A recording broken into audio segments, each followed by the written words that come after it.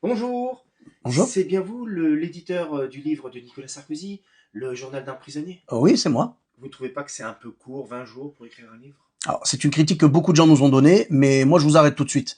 Parce que c'est vrai qu'il est resté le temps d'un stage de troisième. Mais être capable de pondre un livre comme ça, justement, c'est du génie. 20 jours et il sort déjà un livre? Moi j'ai des auteurs libres depuis 20 ans qui m'ont toujours pas pondu une page. Alors un peu de respect s'il vous plaît. Après, j'entends les critiques des gens qui pensent que c'est vraiment court, 20 jours, mais ça suffit pour avoir un retour d'expérience carcérale. Là on est en train de peaufiner le dernier paragraphe et on va l'envoyer sur TripAdvisor. Une demi-étoile. Vous avez l'air de bien l'apprécier quand même. Absolument. Ce que j'aime beaucoup chez lui, c'est que c'est un self-made man. Il a traversé beaucoup d'épreuves et seul, sans aucun soutien. Il ne doit sa carrière qu'à lui-même. En résumé, on peut dire qu'il est passé du Solex à la Rolex. Ça me dit quelque chose vos lunettes là. C'est un petit cadeau? Ah bah oui, c'est les Ray-Ban, c'est cadeau de Sarko, pour fêter les ventes. En 24 heures seulement, on a vendu déjà 10 exemplaires. C'est la première fois que vous sortez un livre sur la politique?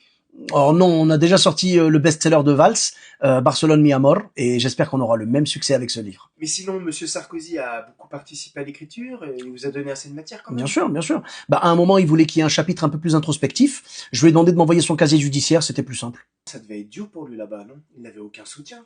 C'est vrai qu'il y a beaucoup de monde qui lui en voulait. Le seul soutien vraiment qu'il avait dans la prison, c'était le cuisinier. Il était vraiment adorable, il lui faisait passer du homard en douce. Alors évidemment, le homard arrivait froid, mais c'est la prison, vous savez. On se retrouve à faire des sacrifices qu'on n'aurait jamais imaginés. Je souhaite ça à personne. En tout cas, je peux vous dire qu'on n'oubliera jamais son dévouement. Il y a d'ailleurs tout un chapitre du livre qui est consacré à cet homme, et en hommage à lui, on l'a appelé le comte de Monte Cristo. Qu'est-ce qu'on peut vous souhaiter pour l'avenir? Bah alors perso, j'espère qu'il va retourner en prison pour au moins 3 ou 4 jours, histoire qu'on puisse finir la trilogie.